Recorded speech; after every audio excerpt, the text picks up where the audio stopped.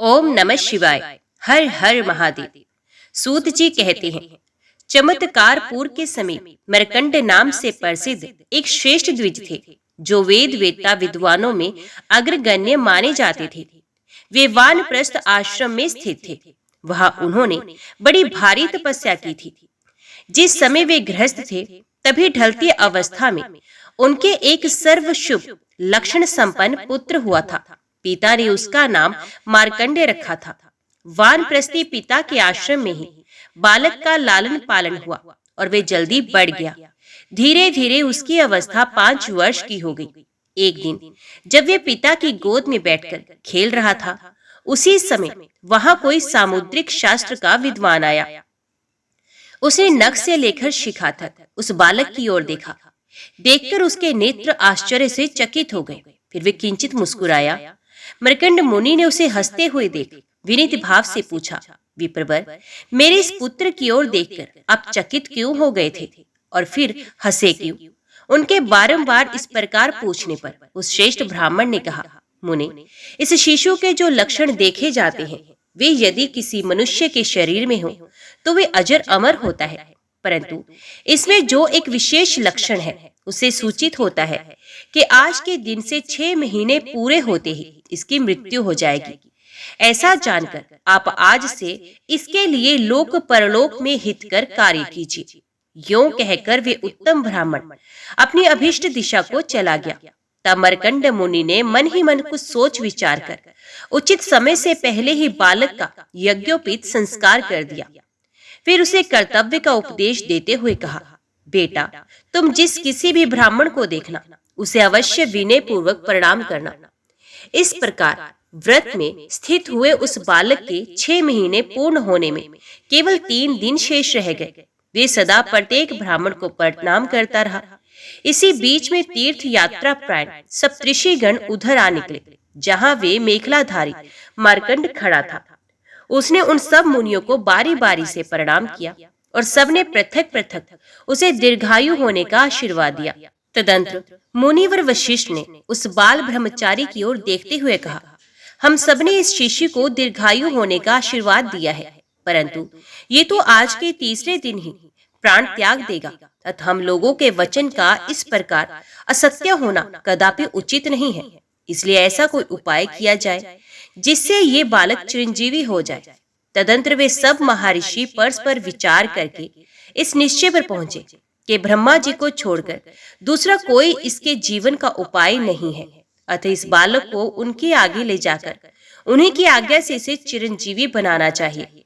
ऐसा निर्णय करके तीर्थ भ्रमण का कार्य रोककर उस ब्रह्मचारी को साथ ले वे शीघ्र ही ब्रह्मलोक में जा पहुंचे। वहां ब्रह्मा जी को प्रणाम करके वेदोक्त स्तोत्रों द्वारा उनकी स्तुति करने के पश्चात सब मुनि बैठे। उसके बाद उस बालक ने भी ब्रह्मा जी को प्रणाम किया और ब्रह्मा जी ने भी उसे दीर्घायु होने का आशीर्वाद दिया। तत्पश्चात ब्रह्मा जी ने सप्तऋषियों से पूछा, तुम लोग कहाँ से और किस लिए इस समय यहाँ आए हो, और ये उत्तम व्रत धारण करने वाला बालक कौन है? सप्तऋषि बोले, पितामह, हम लोग तीर्थ यात्रा के प्रसंग से पृथ्वी पर सब और घूमते हुए चमत्कारपुर के समीप तक गए थे। वहां इस बालक ने हम सबको प्रणाम किया और हम सब ने इसे दीर्घायु होने का आशीर्वाद दिया, परंतु इसकी आयु तो 3 दिन की ही शेष रह गई है।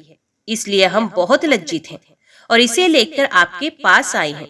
यहाँ आने पर आपने भी इस बालक को दीर्घायु होने का आशीर्वाद दिया है, अतः आप और हम सब लोग सत्यवादी बने रहें, इसके लिए कोई उपाय किया जाए।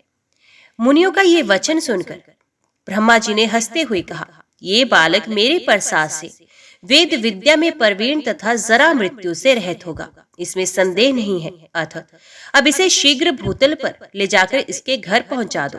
ये सुनकर सप्तऋषि उस बालक को लेकर उसके पिता के आश्रम के समीप आए और अग्नि तीर्थ में छोड़कर स्वयं तीर्थ स्नान के लिए चले गए। इधर पुत्र स्नेही मरकंड मुनि अपने पुत्र को ना देख दुखी हो विलाप करते थे। इतने में ही बालक मार्कंड्य पिता माता के निकट आ गया। उसे आते देख ब्राह्मण और ब्राह्मणी दोनों उसकी ओर दौड़े और बार बार हृदय से लगाकर पूछने लगे, बेटा, अपनी माता सहित मुझको शोक के समुद्र में डालकर तुम आश्रम से कहाँ चले गए थे और अब कहाँ से आए हो? फिर कभी ऐसा ना करना। मार्कंडेय जी बोले, पिताजी, आज यहाँ मुनिलोक पधारे थे। मैंने आपकी आज्ञा का स्मरण रखते हुए बारी बारी से उन सबको विनय पूर्वक प्रणाम किया और उन्होंने मुझे दीर्घायु होने का आशीर्वाद दिया। तब उनमें से वशिष्ठ जी ने हंसकर कहा, मुनियों, आपने जिस बालक को दीर्घायु कहा है, वे आज से तीसरे ही दिन मृत्यु को प्राप्त होने वाला है। तब असत्य से डरे हुए उन महर्षियों ने तत्क्षण मुझे ब्रह्मलोक में पहुंचा दिया।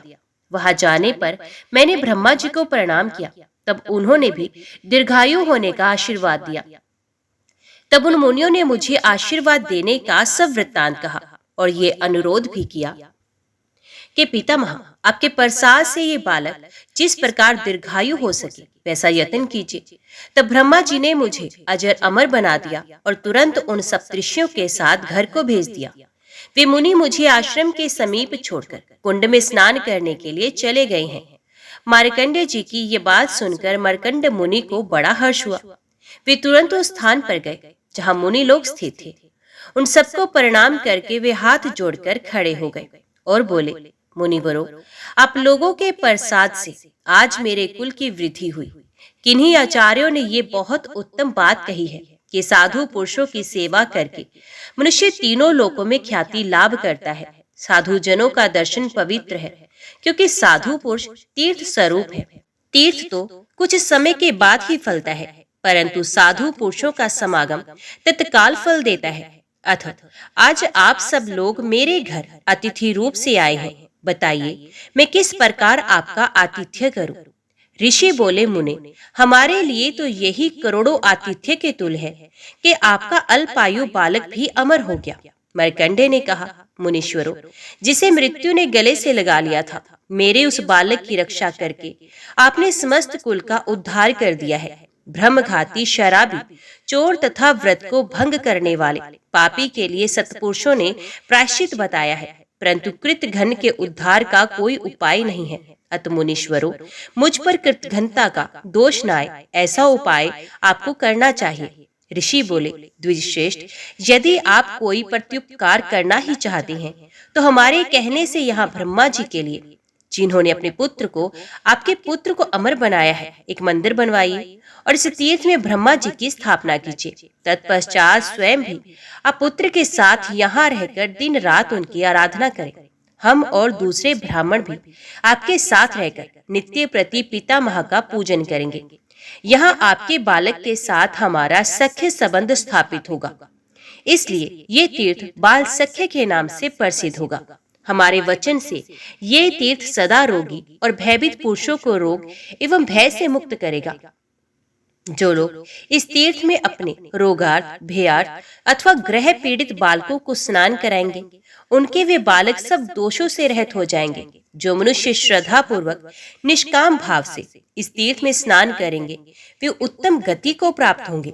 ऐसा कहकर वे सभी मुनीश्वर मार्कंडेय मुनि की अनुमति ले अन्य तीर्थों में चले गए। तत्पश्चात पुत्र सहित मार्कंडेय मुनि ने ज्येष्ठ मास की पूर्णिमा को ज्येष्ठा नक्षत्र में चंद्रमा के स्थित होने पर ब्रह्मा जी की स्थापना की और आलस्य छोड़कर वे दिन रात श्रद्धा पूर्वक उनकी आराधना में लगे रहे। इससे उन्हें उत्तम गति की प्राप्ति हुई। ब्राह्मणों, जो बालक ज्येष्ठ मास के ज्येष्ठा नक्षत्र में वहां स्नान करता है, वहां 1 वर्ष तक ग्रह दिजने पीड़ा का अनुभव नहीं करता है। उसी तीर्थ के पश्चिम भाग में परम उत्तम एवं अतिशय पवित्र मृग तीर्थ है, जो समस्त भूतल में विख्यात है। जो मानव उस तीर्थ में पूर्ण श्रद्धा के साथ चैत्र शुक्ल चतुर्दशी को मध्याह्न काल में स्नान करते हैं, वे समस्त दोषों और पापों से युक्त होने पर भी किसी प्रकार पशु पक्षियों की योनि में नहीं जाते। जो कृतघ्न, नास्तिक, चोर तथा राजनिंदिक हैं, वे भी वहां स्नान करके परम गति को प्राप्त होते हैं। ऋषियों ने पूछा, सूत नंदन, उस क्षेत्र में मृग तीर्थ का आविर्भाव कैसे हुआ? सूत जी ने कहा, महर्षियों, पूर्व काल में उस विशाल वन के भीतर एक दिन बहुत से महाभयंकर व्याध अपने हाथों में धनुष लिए आ पहुंचे। उस समय एक वृक्ष के नीचे मृगों का झुंड विश्वस्त होकर बैठा था। व्याधों की दृष्टि उनके ऊपर पड़ी। मृग भी उन व्याधों को दूर से ही देखकर भय से व्याकुल हो भाग चले और पास से गहरे जलाशय को देख उसी में समा गए। जल के भीतर प्रवेश करते ही वे सब मृग उसी तीर्थ के प्रभाव से मानव शरीर को प्राप्त हो गए। तब उनसे व्याधों ने पूछा, भद्र पुरुषों, इस मार्ग से अभी अभी मृगों का झुंड आया है, बताइए वे किस मार्ग से निकला है। वे मनुष्य बोले, हम लोग ही वे मृग हैं। इस तीर्थ के प्रभाव से हमने दुर्लभ मानव शरीर प्राप्त कर लिया है। ये सुनकर सब व्याध बड़े विस्मय में पड़ गए और उन्होंने भी धनुष बाण फेंककर उस तीर्थ में स्नान किया। स्नान करते ही वे दिव्य शरीर से युक्त श्रेष्ठ राजा हो गए। प्राचीन काल में जहां स्नान करके राजा त्रिशंकु उत्तम शरीर को प्राप्त हुए थे, उसी जलाशय में स्नान करने के कारण वे अधिक सब पापों से मुक्त होकर उत्तम शरीर को प्राप्त हुए। उस शुभ तीर्थ में विष्णु पद नाम से प्रसिद्ध एक अन्य तीर्थ भी है, जो समस्त पातकों का नाश करने वाला है। दक्षिणायन आरंभ होने पर मनुष्य एकाग्रचित हो वहां विष्णु पद का पूजन करे और श्रद्धा पूर्वक भगवान को आत्म निवेदन करे। ऐसा करने वाला पुरुष दक्षिणायन में मरने पर भी भगवान विष्णु के परम पद को प्राप्त होता है, इसमें संदेह नहीं है। इसी प्रकार उत्तरायण आरंभ होने पर भी विधि पूर्वक विष्णु पद का पूजन करके एकाग्रचित हो भक्ति भाव से आत्म निवेदन करे। ऐसा करने वाला पुरुष भी भगवान विष्णु के पुण्य धाम को प्राप्त होकर सुखी होता है। ऋषियों ने पूछा, भगवान विष्णु का चरण उस तीर्थ में कैसे प्राप्त हुआ और वहां किस प्रकार आत्मनिवेदन किया जाता है। सूत जी ने कहा, सर्वशक्तिमान भगवान विष्णु ने जिस समय बलि को बांधा था, उस समय अपने 3 पगों से चराचर प्राणियों से तीनों लोगों को नाप लिया था। भगवान के उन 3 पगों में से पहला पग इसी हाटकेश्वर क्षेत्र में पड़ा था, दूसरा पग उन्होंने महरलोक में रखा। फिर भगवान चक्रपाणि ने जब तीसरा पग रखने का उद्योग किया, तब उनके अंगुष्ठ के अग्रभाग से ब्रह्मांड फूट गया और अत्यंत लघुता को प्राप्त हो गया। फूटे ब्रह्मांड के उस क्षेत्र से निकला हुआ वे जल भगवान के अंगुष्ठास्त्र से होता हुआ पृथ्वी तल पर आया। चंद्रमा के समान उज्जवल जल से विभूषित उस तीर्थ को लोक में विष्णुपदी गंगा कहते हैं। इस प्रकार उस क्षेत्र में जब भगवान विष्णु का चरण प्राप्त हुआ, तब प्राणियों के सब पापों का नाश करने वाली विष्णुपदी नामक एक नदी प्रकट हुई, जो उसमें श्रद्धा पूर्वक स्नान करके भगवान विष्णु के चरण का स्पर्श करता है, वे परम पद को प्राप्त होता है। जो उत्तम श्रद्धा से युक्त हो विष्णुपदी के तट पर श्राद्ध करता है, वे गया में श्राद्ध करने का फल पाता है। जो मनुष्य सदा माघ मास में प्रातः काल उठकर स्नान करता है, वे प्रयाग में स्नान का फल पाता है। जो 1 वर्ष तक वहां निवास करके भक्ति पूर्वक उसमें स्नान करता है, वे मनुष्य मोक्ष का भागी होता है। जिसकी हड्डियां उस तीर्थ के जल में डाल दी जाती हैं, वे परम गति को प्राप्त होता है। जो प्यास से पीड़ित होकर बिना भक्ति के भी उस तीर्थ के जल में प्रवेश करते हैं, वे भी पाप मुक्त हो शरीर का अंत होने के पश्चात भगवान विष्णु के जरा मृत्यु रहित परम धाम में जाते हैं। फिर जो पर्वकाल उपस्थित होने पर श्रद्धा पूर्वक स्नान करके वेद के ज्ञाता श्रेष्ठ ब्राह्मणों को दान देते हैं, उनके लिए तो कहना ही क्या। इसलिए जो मनुष्य अपने कल्याण की इच्छा रखता है, वे प्रयत्न पूर्वक विष्णुपदी के जल में स्नान तथा विष्णु पद का स्पर्श करे। दक्षिणायन अथवा उत्तरायण प्राप्त होने पर श्री विष्णु पद का पूजन करके इस मंत्र का उच्चारण करें, भगवान, यदि 6 महीने के भीतर मेरी अकस्मात मृत्यु हो जाए, तो आपके चरणों में ही मुझे आश्रय मिले और मैं आपका सेवक, आपका पार्षद हूँ। श्री हरि से ऐसा कहकर तत्पश्चात ब्राह्मणों का पूजन करे और उन्हीं के साथ भोजन करे। ऐसा करने वाला पुरुष उत्तम गति को प्राप्त होता है। विप्रवरों, पूर्व काल की बात है, चमत्कारपुर में उत्तम व्रत का पालन करने वाले चंड शर्मा नाम से विख्यात एक ब्राह्मण हो गए हैं, जो रूप और उदारता आदि गुणों से संपन्न थे। वे जब युवावस्था में पहुंचे, तब किसी वेश्या में आसक्त हो गए। एक समय आधी रात में वे प्यास से व्याकुल होकर उठे, तो उस वेश्या से बोले, प्रिय, मैं पानी पीना चाहता हूँ।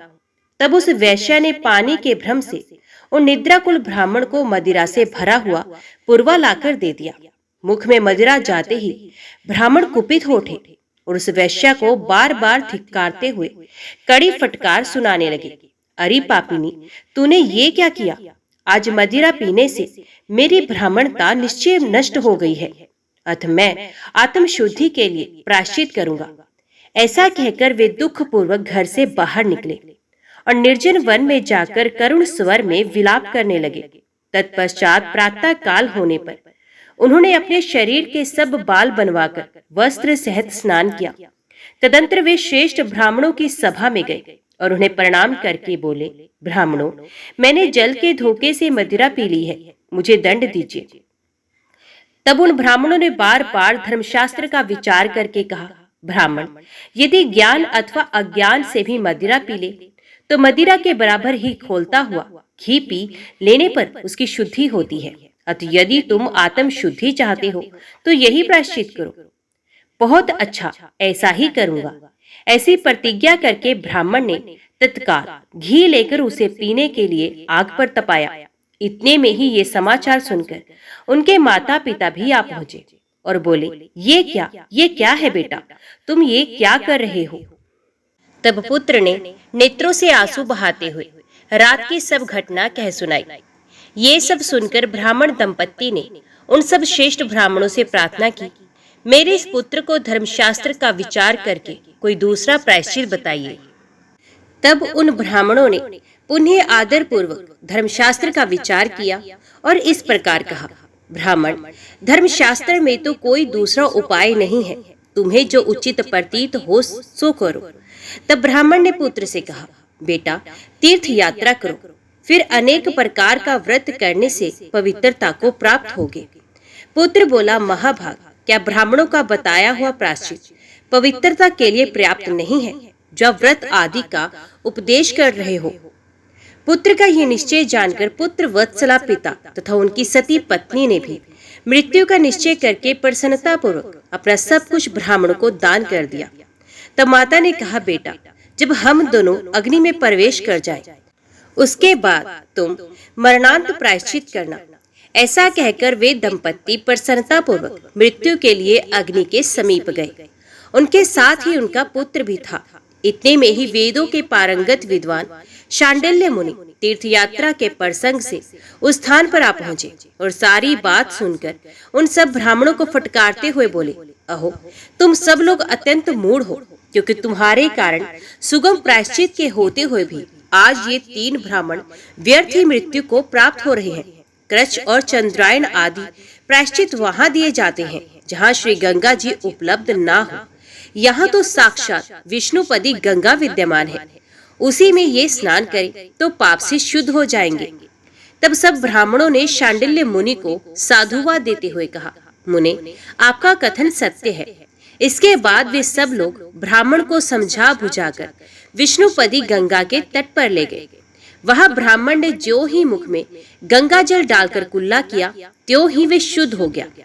फिर जब वे उस शोभायमान जल में स्नान करने लगे, उस समय स्पष्ट स्वर में आकाशवाणी हुई, विष्णुपदी का संपर्क होने से तथा उसके जल में स्नान और आचमन करने से ब्राह्मण देवता शुद्ध हो गए हैं। अतः अब वे अपने घर लौट जाएं। ये सुनकर सब लोग हर्ष प्रकट करते हुए अपने अपने घर को चले गए। ब्राह्मणों, ऐसे प्रभावशाली विष्णुपदी गंगा उस क्षेत्र की पश्चिम सीमा पर विद्यमान है, जो सब पापों का नाश करने वाली है। महर्षियों, भूतल पर यमुना नदी के किनारे मथुरा नाम से विख्यात एक महापुरी है, जो अनेक ब्राह्मणों से भरी हुई है। वहीं पूर्व काल में गोकर्ण नाम से प्रसिद्ध एक ब्राह्मण रहते थे, जो वेदाध्ययन से संपन्न और सब शास्त्रों के पंडित थे। वहीं उसी का नाम का और उसी अवस्था का एक दूसरा ब्राह्मण भी रहता था, जो सब विद्याओं में पारंगत था। एक दिन यमराज ने अपने दूत से कहा, दूत, तुम शीघ्र मथुरा जाओ और वहां के गोकर्ण नामक श्रेष्ठ ब्राह्मण को यहाँ ले आओ। आज दोपहर के समय उनकी आयु समाप्त हो जाएगी। देखना, उसी पुरी में उस नाम के एक दूसरे ब्राह्मण भी हैं, जो दीर्घ जीवी हैं। कहीं भूल से उनको ना ले आना। यमराज की आज्ञा से दूत बड़े वेग से मथुरापुरी में पहुंचा, परंतु भ्रम हो जाने से वे दीर्घ जीवी गोकर्ण को ही पकड़ लाया। तब यमराज ने कुपित होकर अपने सेवक से कहा, पापी, तुझे धिक्कार है, तो इन दीर्घायु महात्मा को ले आया। तूने ये क्या किया? इन्हें शीघ्र ही ले जाकर वहां पहुंचा दे, अन्यथा भय है कि बंधु बांधव इनकी देह का दाह संस्कार ना कर दे।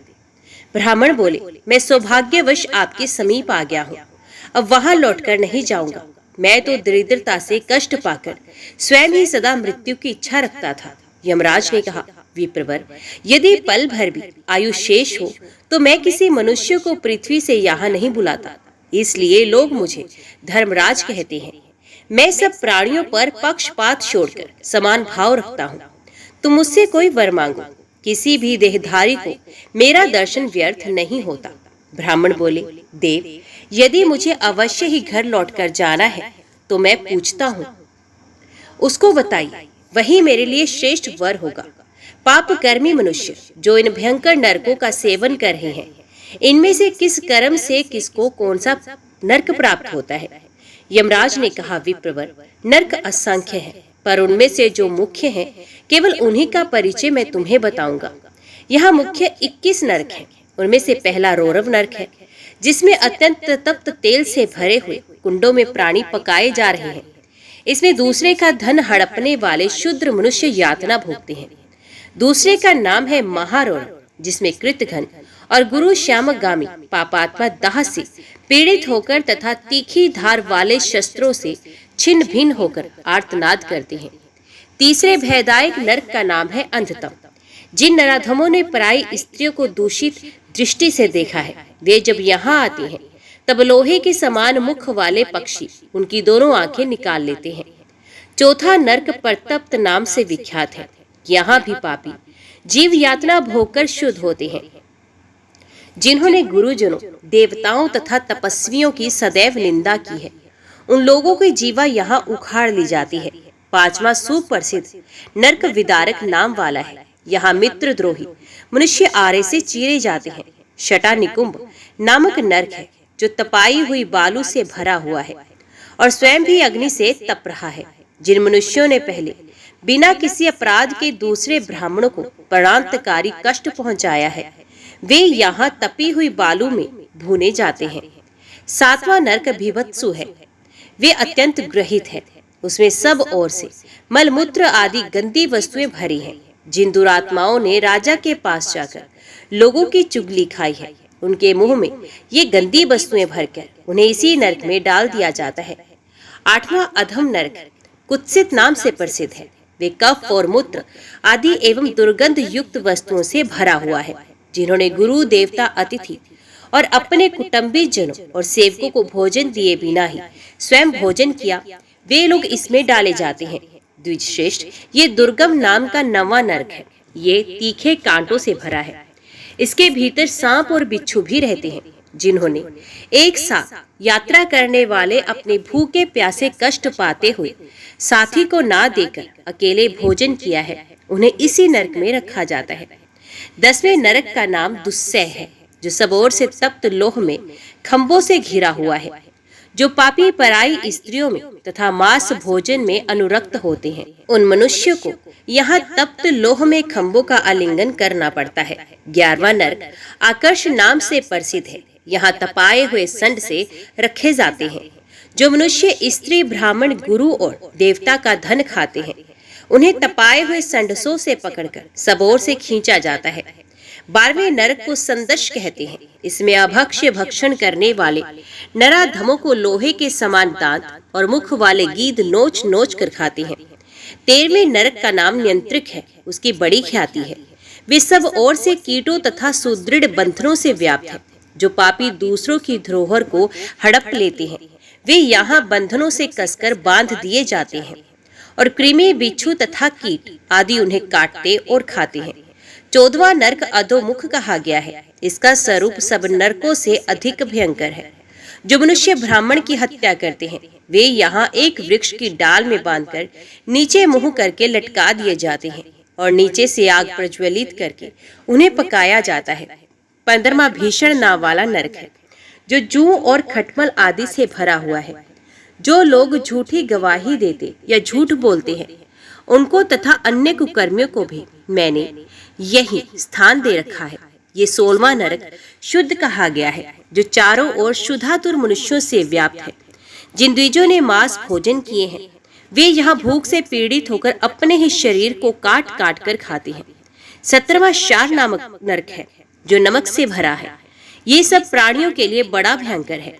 जो मनुष्य व्रत भंग करने वाले तथा पाखंडी हैं, वे यहाँ आने पर तीखे शस्त्रों से पीस दिए जाते हैं और ऊपर से उन पर नमक छिड़का जाता है। यह 18वां नरक निदाग नाम से प्रसिद्ध है जो प्रज्वलित अंगारों से भरा है। जो मनुष्य शास्त्र, काव्य तथा ब्राह्मण कन्या को कलंकित करते हैं, वे यही अंगारों के भीतर रखे जाते हैं। 19वां नरक कूट शालमली कहलाता है जो सबोर से तीखे कांटों से भरा है। जो नास्तिक, मर्यादा भंग करने वाले तथा ब्राह्मण घाती हैं, वे सब मनुष्य यहाँ सदैव चढ़ते और गिरते रहते हैं।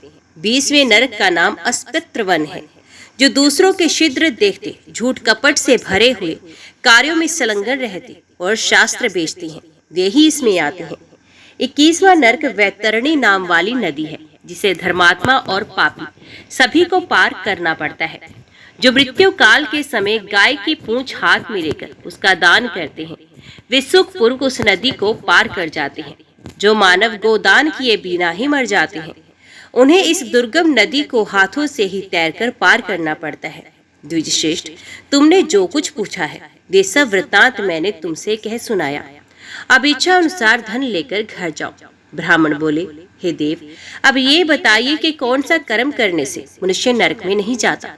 यमराज ने कहा, जो सदा तीर्थ यात्रा में तत्पर रहता, देवता और अतिथियों की पूजा करता, ब्राह्मणों के प्रति भक्ति रखता तथा शरण में आए हुए का पालन करता है, वे कभी नरक में नहीं जाता। जो सर्वदा दूसरों की भलाई में संलग्न रहता, हेमंत ऋतु में आग तपाता, गर्मी में जल पिलाता और वर्षा में ठहरने के लिए स्थान देता है, वे कभी नरक का दर्शन नहीं करता है। जो व्रत और उपवास में तत्पर, शांतचित, जितेंद्रिय, ब्रह्मचारी तथा सदैव भगवान का ध्यान करने वाला है, वे मनुष्य भी नरक में नहीं जाता है। जो अन्न और तिल का दान करता है, किसी भी प्राणी की हिंसा नहीं करता, वेदाध्ययन करके शास्त्र के आज्ञा पालन में तत्पर होता है, मीठे वचन बोलता है तथा सदा धार्मिक चर्चा किया करता है, वे कभी नरक में नहीं जाता।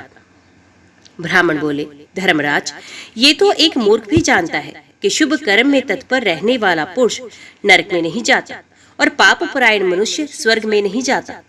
मुझे तो सब लोगों को सुख पहुंचाने वाला ये श्रेष्ठ व्रत, नियम, तीर्थ, जप अथवा होम आदि उपाय बताइए, जिसको सुलभ मात्रा में करने पर भी पापी पुरुष भी अपने पाप का नाश करके शीघ्र स्वर्गलोक में जा सके। यमराज ने कहा, द्विजश्रेष्ठ, अनर्थ देश में परम मनोहर एवं सर्व तीर्थ में शुभ हटकेश्वर क्षेत्र है जो महापातकों का भी नाश करने वाला है।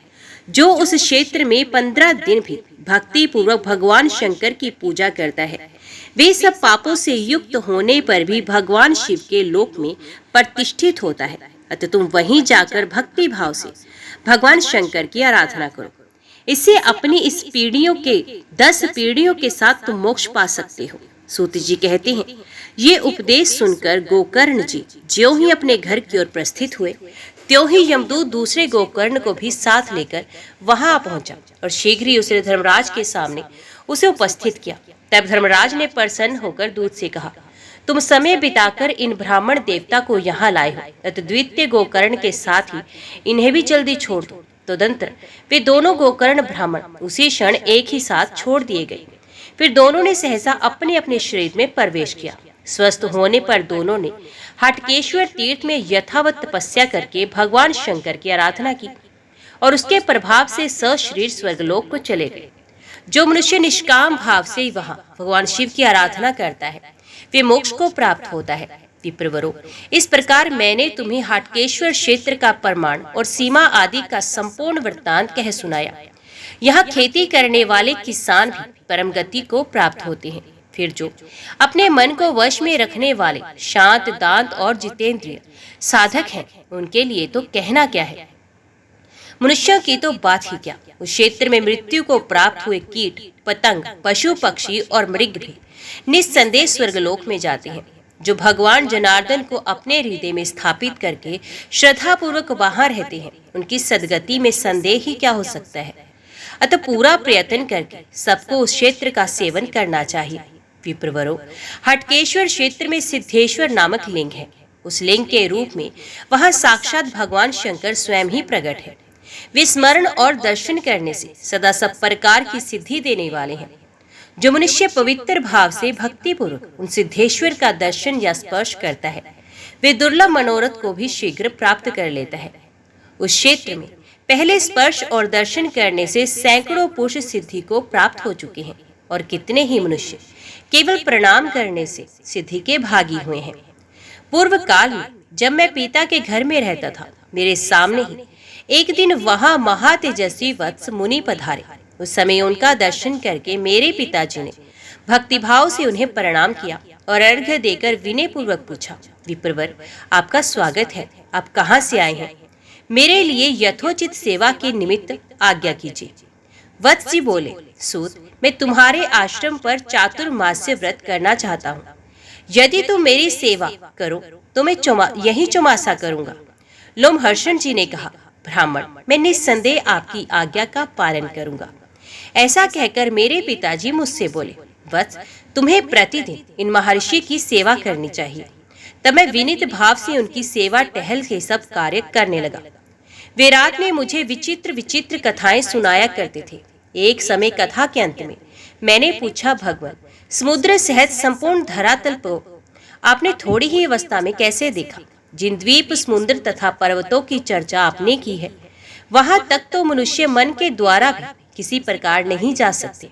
मुनीश्वर, ये किसी तपस्या का प्रभाव है अथवा मंत्र का पराक्रम है जिससे आपने संपूर्ण भूतल को देख लिया है। वत्स मुनि ने हंसकर कहा, ये तुमने ठीक समझा है। मेरे मंत्र का ही ऐसा पराक्रम है। मैं प्रतिदिन भगवान शिव के समीप ओम नमः शिवाय का 8000 जप करता हूँ। इससे तीनों काल में मेरी युवावस्था सदा स्थिर रहती है। मुझे भूत और भविष्य का ज्ञान है और मेरा जीवन सदा सुख में बना रहता है। मेरी आयु लाखों वर्षों की हो गई है, तथापि अभी प्रथम अवस्था किशोर अवस्था ही दिखाई देती है। एक समय मेरी स्त्री की मृत्यु हो जाने पर जब मैं उसके लिए शोक कर रहा था, तब मेरे लिए सुहृदों ने मुझसे कहा, अरे भैया, तुम शोक क्यों कर रहे हो? एक दिन हम सभी की मृत्यु होने वाली है, इसके लिए रोना क्या है? तुमने अपनी प्रिया को पहले से नहीं देखा था। वे आदर्शन से ही तुम्हें प्राप्त हुई और अब वे अदर्शन अवस्था को ही चली गई। न वे तुम्हारी थी न तुम उसकी, फिर व्यर्थ शोक क्यों करते हो? किसी का किसी के साथ सदा एक स्थान पर निवास नहीं होता। अपने शरीर के साथ ही मनुष्य सदा नहीं रह सकता। फिर इस शरीर से भिन्न जो दूसरे लोग हैं, उनके साथ सदा संयोग कैसे रह सकता है? जो मरे हुए संबंधी, खोई हुई वस्तु और बीती हुई बात के लिए शोक करता है, वे दुख से दुख उठाता है। इस प्रकार वे सब सुहृद मुझे समझा बुझाकर घर ले आए। घर आने पर मैंने ये प्रण किया कि जहाँ कहीं भी सर्प को देखूंगा वहीं उसे डंडे से मार डालूंगा, क्योंकि मेरी स्त्री को सर्प ने ही काट खाया है। ऐसा निश्चय करके एक समय मैं घूमता हुआ चमत्कारपुर में जा पहुंचा। वहां एक कुंड से निकलकर बड़े हुए विशाल जल सर्प को देखा। देखते ही उसे मारने के लिए मैंने डंडा उठाया। तब उस सर्प ने कहा, पहले मेरी बात सुन लो, फिर तुम्हें जो उचित प्रतीत हो वही करना। ब्राह्मण, वे सर्प दूसरे ही होते हैं जो मनुष्यों को काटते हैं। हम तो पानी के सांप हैं, हमारा केवल रूप ही सांप का है, हमें विष नहीं होता। उसके इस प्रकार कहने पर भी मैंने डंडे का प्रहार कर दिया। उस डंडे का स्पर्श होते ही वे एक तेजस्वी महापुरुष के रूप में परिणित हो गया। इस आश्चर्य को देखकर मैंने उन महापुरुष से प्रणाम करके कहा, प्रभु, मेरा अपराध क्षमा करें, आप कौन हैं? तब वे प्रसन्न होकर मुझसे बोले, मेरा वृत्तांत सुनो। मैं पहले राजा चमत्कार के बनवाए हुए उत्तम नगर में एक ब्राह्मण था। वहाँ भगवान सिद्धेश्वर जी का एक उत्तम शिवालय है। किसी समय वहाँ यात्रा का महोत्सव था। उस अवसर पर बहुत से ऋषि मुनि आए और देवादिदेव महेश्वर को प्रणाम करके उनके सम्मुख बैठ गए। फिर आपस में कथा वार्ता करने लगे। वे सभी दया और धर्म से युक्त थे और उनमें से कितने ही महात्मा उस देवालय में भक्ति पूर्वक नृत्य करते थे। इस प्रकार जब वहाँ महान उत्सव हो रहा था, उस समय में बहुत से समय युवकों के साथ उस स्थान पर गया। मेरे दुष्ट साथियों ने उन उत्सव में विघ्न डालने के लिए मुझे बार बार प्रेरित किया। तब मैं एक भयंकर आकार वाले विशाल जल सर्प को लेकर आगे बढ़ा और उस महान जन समुदाय में उसे फेंक दिया। सर्प को देखकर मृत्यु के भय से व्याकुल हो सब लोग भाग छूटे। वही सुमन नाम वाले एक तपस्वी थे जो अपने उत्तम शिष्यों के साथ वहां आकर समाधि में स्थित थे। हृदय के भीतर कमल के आसन पर विराजमान उन्हीं वेदाधीश्वर महेश्वर का वे साक्षात्कार कर रहे थे जो सर्वव्यापी, अविनाशी, सर्वज्ञ, अनिंद्य, अभेद्य और जरा मृत्यु से रहित बताए जाते हैं। तपस्वी के सब अंगों में रोमांच हो रहा था। उनके नेत्रों से आनंद अश्रों की अजस्र धारा प्रवाहित होकर उन्हें भिगो रही थी। इस प्रकार समाधिस्थ होकर अविचल भाव से बैठे हुए उन महात्मा के शरीर को उस सर्प ने अपने देह से लपेट लिया। इसी समय उनका एक शिष्य वहां आ गया जो बड़ा तपस्वी था। उसका नाम श्रीवर्धन था। उसने सर्प के शरीर से लिपटे हुए गुरु को और पास ही खड़े हुए मुझको देखकर ये जान लिया कि इसी ने ये दुष्टता की है। तब उसने कुपित होकर कहा, यदि मैं निर्विकल्प चित्त से महादेव जी का ध्यान करता हूँ तो सत्य से ये दुष्टात्मा ब्राह्मण ऐसे ही सर्प की आकृति वाला हो जाए। उसके इतना कहते ही मैं तत्क्षण भयंकर सर्प शरीर को प्राप्त हो गया। तदंतर समाधि से विरत होने पर मुनि ने अपने शरीर पर भयंकर आकार वाले सर्प को देखा कि सर्प की ही आकृति में स्थित मुझे महान दुख उठाते हुए देखा और समीप खड़ी हुई जनता को तटस्थ एवं भय से संत्रस्त पाया। तब उन्होंने ज्ञान दृष्टि से सब कुछ जान लिया और मेरे प्रति दयाभाव से युक्त हो अपने शिष्य से कहा, श्रीवर्धन, तुमने ये सब कर्म करके मेरा प्रिय नहीं किया है। इस दीन ब्राह्मण को शाप दिया। ये तपस्वियों का धर्म नहीं है जो मान और अपमान में समान रहे, ढेला पत्थर और सोने को एक साथ समझे तथा शत्रु और मित्र के साथ एक साथ स्नेहपूर्ण बर्ताव करे। वही तपस्वी सिद्धि को प्राप्त होता है। तुमने अज्ञानवश इस ब्राह्मण को शाप दे दिया है। ये तुम्हारा बाल चापल्य है। मेरी आज्ञा से इसको प्रति पुण्य तुम्हें अपना प्रमाद प्रकट करना चाहिए। ये सुनकर शिष्य श्रीवर्धन ने हाथ जोड़कर गुरु को प्रणाम करके कहा, मैंने ज्ञान अथवा अज्ञान से जो बात कह दी है वे निस्संदेह वैसी ही होगी। गुरु बोले, वत्स, मैं जानता हूँ तुम्हारी वाणी कभी झूठी नहीं हो सकती। तथापि मैं ये बार बार कहता हूँ कि तपस्या और धर्म से हीन पुरुषों की जो चाल होती है वही तपस्वी मुनियों की नहीं होती। उन यतियों के लिए तो एकमात्र क्षमा ही सिद्धि देने वाली बताई गई है। अतः तपस्वी जनों को सदा क्षमा का आदर्श सामने रखकर ही बर्ताव करना चाहिए। पापी के प्रति स्वयं भी पापी न बने, यही सनातन बुद्धि है। जो पाप आत्मा पाप करता है वे स्वयं ही नष्ट हो जाता है। जो पापी के प्रति स्वयं भी पाप पूर्ण बर्ताव करता है वे उत्तम ज्ञान से रहित है, क्योंकि वे जले को ही जलाता है और मरे हुए को ही मारता है। जो अपना उपकार करने वाले पुरुषों के प्रति ही साधुता पूर्ण बर्ताव करता है उसकी उस साधुता में क्या विशेषता। जो अपनी बुराई करने वालों के प्रति भी साधु भाव रखता है वही जनता द्वारा साधु कहा जाता है। अपने शिष्य से ऐसा कहकर गुरुजी ने परम दया से युक्त हो मुझसे कहा, सर्प, मेरे शिष्य की बात झूठी नहीं हो सकती। अतः अब तुम कुछ काल तक सर्प के शरीर में ही स्थित रहकर अपने उद्धार की प्रतीक्षा करो। तब मैंने पूछा, मुनिश्रेष्ठ, मेरा शाप कब निवृत्त होगा? उन्होंने उत्तर दिया, जो शिवालय में एक क्षण भी संगीत आदि का आयोजन करता है उसके धर्म की संख्या नहीं बताई जा सकती। इसी प्रकार जो उस महोत्सव में विघ्न डालता है उसके पाप की भी कोई गणना नहीं कर सकता। इसलिए तुम भी पापी ब्राह्मण हो तो तुम्हारी मुक्ति इस समय नहीं होगी। तथापि मेरी एक बात सुनो, जो श्रद्धा पूर्वक भगवान शिव के षडाक्षर मंत्र का जप करता है उसका ब्रह्म हत्या जनित पाप भी नष्ट होता है।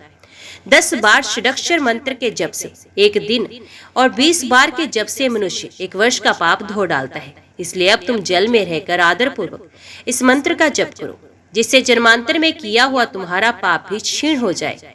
जब वत्स नाम वाले एक ब्राह्मण तुम्हें रोष पूर्वक डंडे से मारेंगे उस समय तुम्हारा उद्धार हो जाएगा। इतना कहकर वे मुनि चुप हो गए और मैं इस शिवालय में रहकर षडाक्षर मंत्र का जप करता रहा। द्विजश्रेष्ठ, आज तुम्हारे प्रसाद से मैं सर्प योनि से मुक्त हो गया। तथा शीघ्र बताओ मैं तुम्हारा कौन सा प्रिय कार्य करूं। तब मैंने उस दिव्य रूपधारी सर्प से कहा, भगवान, मुझे कुछ कल्याणकारी उपदेश दीजिए जिससे मुझे अपनी प्रिय पत्नी के विनाश का दुख ना हो तथा निर्धनता, रोग और शत्रु से पराजय का कष्ट भी ना हो। ये प्रश्न सुनकर उस श्रेष्ठ पुरुष ने कहा, द्विजवर, भगवान शिव का षडाक्षर मंत्र मनुष्यों का सब पाप और अमंगल हर लेने वाला है। ब्राह्मण, तुम रात दिन उस मंत्र का यथाशक्ति जप किया करो। उसके जप से सब पापों से मुक्त होकर तुम निस्संदेह अभिष्ट वस्तु प्राप्त करोगे। मैंने भी सदैव बड़े बड़े पाप किए, तथापि उस मंत्र के महात्म्य से मुझे परम ऐश्वर्य युक्त लोक प्राप्त हुए हैं। विप्रवर, ये परम गोपनीय मंत्र मैंने तुमको बताया है। किसी नास्तिक को इसका उपदेश नहीं करना चाहिए। सवेदों में अहिंसा को परम धर्म बताया गया। ब्राह्मण के लिए तो हिंसा सर्वथा त्याज्य है। इसलिए तुम सर्प का वध त्याग दो, जो समस्त चराचर प्राणियों को अभय देता है। वे एह लोक और परलोक में सदा सब प्रकार के सुख से संपन्न होता है। भगवान शंकर के समान कोई देवता नहीं, गंगा के समान कोई दूसरी नदी नहीं, हिंसा के समान पाप नहीं और दया से बढ़कर कोई धर्म नहीं। तदंतर वे अहिंसा रूप धर्म सुनकर मैंने परलोक के भय से दुखित होकर उस ब्राह्मण से पूछा, भगवान, मैंने बड़े बूढ़ों के मुख से ये बात सुनी है कि राजा यदि वन में मृगों का वध करे तो उसे दोष नहीं लगता, तथा चिकित्सा शास्त्र के विद्वान कहते हैं कि मांस खाने वाले लोग विशेष पुष्ट तथा दीर्घजीवी होते हैं। अतः इस विषय में मुझे परम हितकारक बात बताइए। आपके मुंह से जो कोई बात निकलेगी उसका मैं निस्संदेह रहत होकर पालन करूंगा। मेरी बात सुनकर वे पुनः इस प्रकार बोले, द्विश्रेष्ठ, ऐसी बात ना कहो। ये सब तो मांस लोभी दुष्ट पापात्माओं का मत है। अहो, संसार में वे निर्दयी पापात्मा एवं दुष्ट पुरुष अत्यंत शोचनीय है, जो सब दोषों की खान रूप मांस का आस्वादन करते हैं। मांस ना तो आयु बढ़ाने का साधन है, न आरोग्य तथा बल का भी हेतु है। उसे जो गुणकारक बताया जाता है वे सब झूठ है। इसका दृष्टांत मुझसे सुनो। मांस भोजी मनुष्य भी रोग से पीड़ित, दुर्बल और स्वल्पायु होते दिखे जाते हैं, तथा जो मांस नहीं खाते वे भी पृथ्वी पर निरोग, दीर्घायु और रिष्ट पुष्ट अंगों वाले देखे जाते हैं। इसलिए मांस को सर्वथा त्याग देना चाहिए।